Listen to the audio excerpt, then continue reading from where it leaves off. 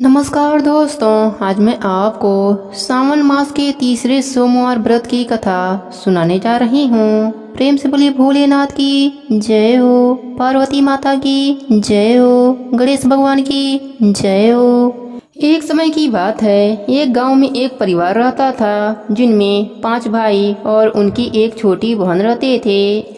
उनके माता पिता की मृत्यु हो गई थी। पांचों भाई अपने छोटी बहन को बहुत प्यार स्नेह से रखते थे। उस लड़की की उम्र अभी 5 साल की थी। वह भोलेनाथ की परम भक्त थी। वह हर रोज शिव जी का अभिषेक किया करती थी। उसके भाई भी पूजा के सामान लाने में उसकी मदद किया करते थे। समय बीतता है, धीरे धीरे उसके सभी भाइयों की शादी हो गई। लड़की अब बड़ी हो गई थी। धीरे धीरे भाइयों के बच्चे भी हो गए।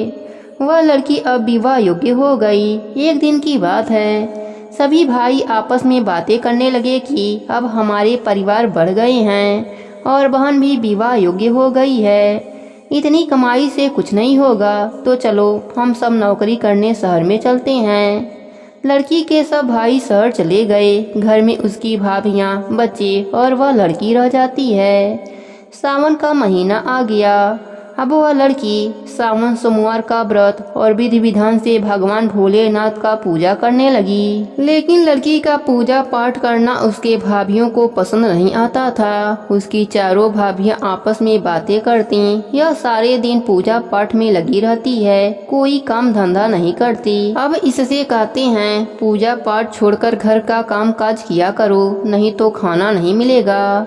फिर चारों भाभी अपने ननद के पास गईं और बोलीं, तुम सारे दिन पूजा पाठ में लगी रहती हो, कोई काम धंधा नहीं करती।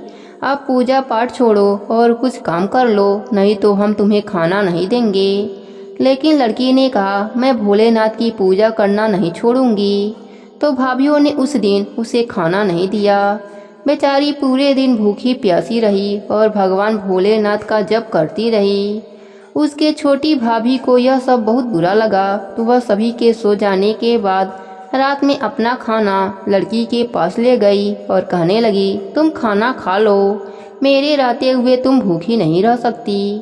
लड़की खाना खाकर सो जाती है। सुबह जब लड़की उठी तो उसके चारों भाभीियों ने कहा, जाओ जंगल से लकड़ी लेकर आओ, खाना बनाना है। लेकिन ध्यान रहे, बिना कुल्हाड़ी और बिना रस्सी बांधे तुम्हें लकड़ी लाना है। अगर तुम ऐसा नहीं करोगी तो हम तुम्हें इस घर से निकाल देंगे। भाभीियों ने उसे जंगल में भेज दिया और पूजा भी नहीं करने दिया। लड़की जंगल में गई और उसने हाथ से लकड़ियां तोड़कर इकट्ठा कर लिया। फिर उसने सोचा, अब मैं क्या करूं, बिना रस्सी के इन्हें कैसे बांधूं। यह सोचते सोचते लड़की जोर जोर से रोने लगी। तभी भगवान भोलेनाथ वहां प्रकट होते हैं और लड़की से कहते हैं, क्या हुआ बेटी, तुम क्यों रो रही हो। तब लड़की ने सारी बात भोलेनाथ को बताया। तब भोलेनाथ ने कहा, बेटी तुम चिंता मत करो। भोलेनाथ ने अपने नाग से कहा, तुम रस्सी बनकर लकड़ियों में बंध जाओ, लेकिन ध्यान रहे तुम किसी को भी दिखाई मत देना।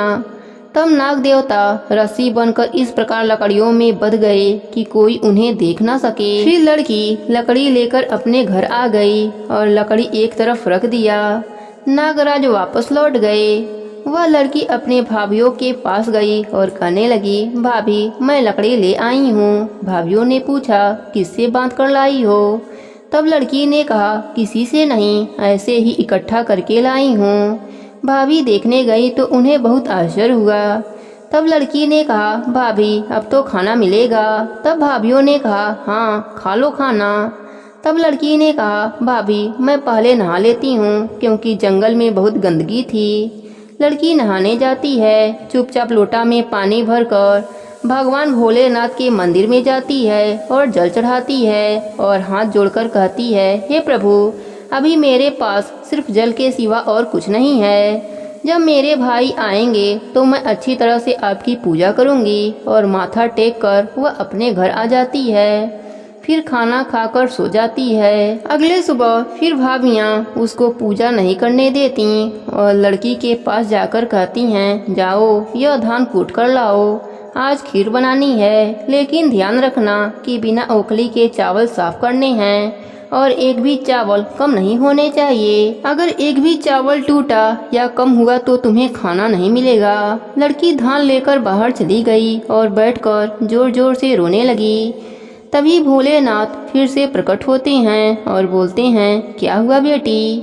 तब लड़की ने भोलेनाथ को सारी बात बताई। तब भोलेनाथ ने कहा, कोई बात नहीं, हम तुम्हारी मदद करते हैं। शिव जी की कृपा से बहुत सारी चिड़िया आई और कुछ ही समय में चावल साफ हो गई, लेकिन उनमें से एक चिड़िया एक चावल चुरा ले गई। लड़की जब चावल लेकर अंदर आई तब लड़की की भाभीियों ने चावल गिने और कहा, इसमें तो एक चावल गायब है, बताओ एक चावल कहाँ गया? बताओ नहीं तो हम तुम्हें बहुत मारेंगे। लड़की ने कहा, भाभी इतने ही चावल थे। तब भाभीियों ने कहा, नहीं एक दाना कम है, जाओ लेकर आओ। लड़की फिर बाहर जाकर रोने लगी। भगवान भोलेनाथ फिर से आए और उन्होंने कहा, क्या बात है बेटी, अब क्या हुआ? तब लड़की ने कहा, चावल का एक दाना कम है, अगर वह नहीं मिला तो भाभियाँ मुझे बहुत मारेंगी। तब भोलेनाथ ने अपने नाग से कहा कि जाओ उन चिड़ियों के पास जाओ और चावल के दाने लेकर आओ। भोलेनाथ की आज्ञा से नाग उन चिड़ियों के पास गया और कहा, बताओ एक चावल किसने चुराया है? बताओ नहीं तो मैं सबको खा जाऊंगा। डर के मारे वह चिड़िया आई और वह चावल का दाना नाग देवता को दे दिया। नाग देवता चावल लेकर शिव जी के पास आए। शिव जी ने वह चावल लड़की को दे दिया। लड़की चावल लेकर घर गई। लड़की ने चावल लाकर अपने भाभी को दिया। भाभियाँ रोज उसे सताती रहती थीं और उसे पूजा पाठ भी नहीं करने देती थीं। फिर सावन का अंतिम सोमवार का व्रत आया तो लड़की ने व्रत रखा, लेकिन भाभियों को यह बात पता चली तो उन्होंने लड़की को एक काला कंबल दिया और कहा, जाओ इसे धोकर लाओ, इसे जब तक धोना जब तक यह सफ़ेद न हो जाए। लड़की कंबल लेकर कुएं पर गई और वहां बैठकर रोने लगी। तभी उसके भाई उसी रास्ते से घर आ रहे थे। जब भाइयों ने रोने की आवाज़ सुनी तब उन्होंने कहा, यह तो हमारी बहन की आवाज़ है। भाई अपने बहन के पास गए और देखा कि हमारी बहन रो रही है। भाइयों ने पूछा कि बहन तुम क्यों रो रही हो?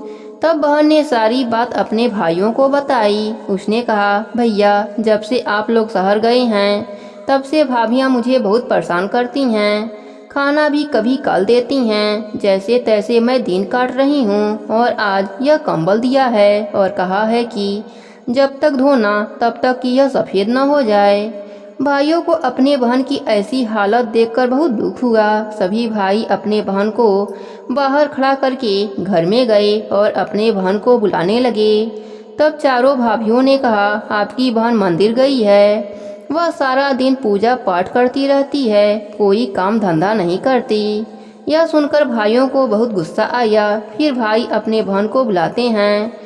बहन को देखकर भाभियाँ बहुत शर्मिंदा होती हैं। भाई अपने पत्नियों को घर से निकल जाने के लिए कहने लगते हैं। फिर भाभियाँ अपने ननद से क्षमा मांगने लगती हैं। लड़की बोलती है, भाभी क्षमा हमसे नहीं भोलेनाथ से मांगिए। तभी भाभियाँ भोलेनाथ से क्षमा मांगती हैं। फिर सभी हंसी खुशी सावन सोमवार का जागरण करते हैं। उनके भक्ति से प्रसन्न होकर भोलेनाथ उनका घर अन्य धन से भर देते हैं। हे भोलेनाथ, आप अपने सभी भक्तों पर प्रसन्न होना, उनका घर अन्य धन से भर देना, सदा उन पर अपनी कृपा बनाए रखना, सबके व्रत को पूर्ण करना, कहानी अधूरी हो तो पूरी करना, पूरी हो तो मान रखना। प्रेम से बोलिए भोलेनाथ की जय हो। अब सुनते हैं व्रत को पूर्ण करने वाले गणेश भगवान की कहानी। प्रेम से बोलिए गणेश भगवान की जय हो।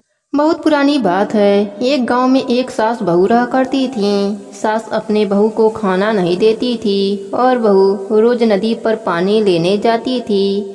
जाते समय घर से आटा ले जाती, नदी से पानी लाती और पंसारी के दुकान से गुड़ और घी खरीद लेती और शमशान की चिता पर रोटियां सेक लेती। रोटी चूड़कर घी को डालकर चूरमा बनाती। पास ही मंदिर में गणेश जी की पूजा करके भोग लगा देती थी और फिर खुद खा लेती थी।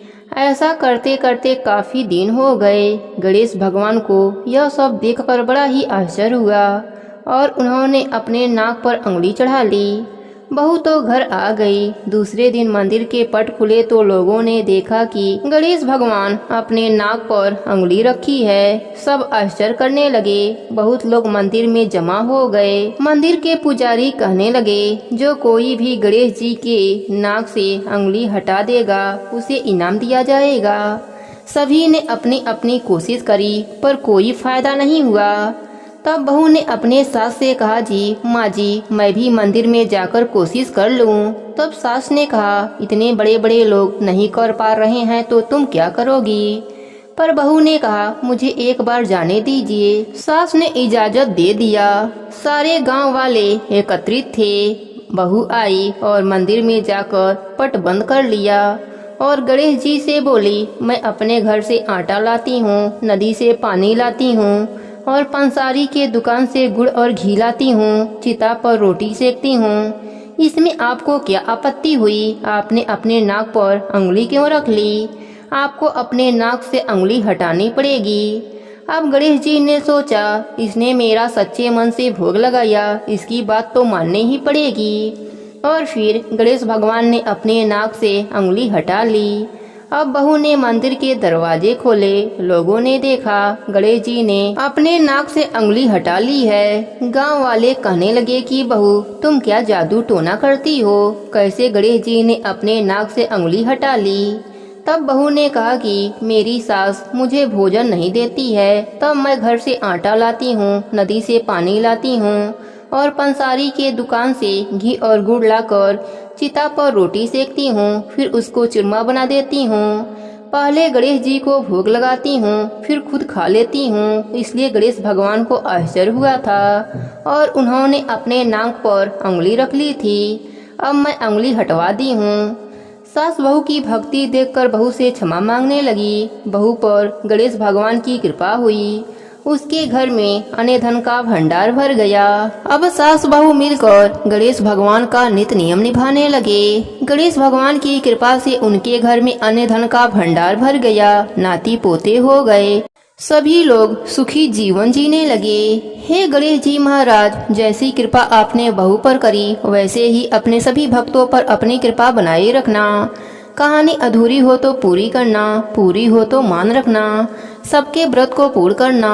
प्रेम से बोले गणेश भगवान की जय हो, भोलेनाथ की जय हो, पार्वती माता की जय हो। अब सुनते हैं व्रत की आरती।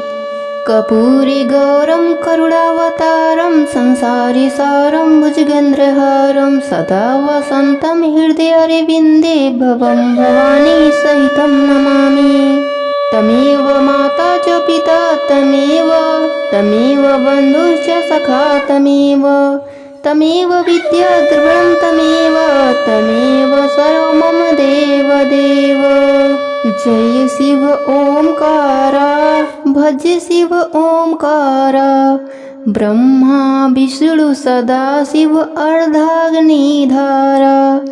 एकानन चतुरानन पंचानन राजे, हंसानन गरुड़ासन वृषवाहन राजे।